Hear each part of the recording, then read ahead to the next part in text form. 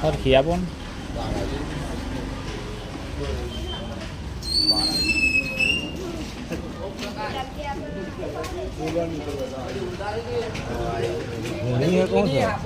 લાગે ને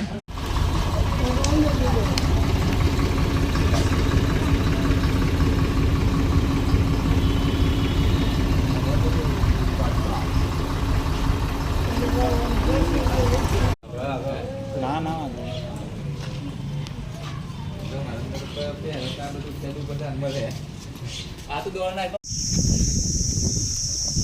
નમસ્કાર મિત્રો, આ છે આધળી ચાકણ, તેને આપણે ઘૂણી તરીકે ઓળખીએ છીએ.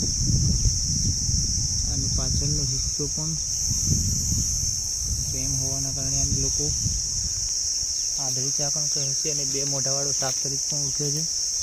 આવી ઇન્જરી હોય છે. વિડીયો ગમે તો લાઈક શેર કરજો.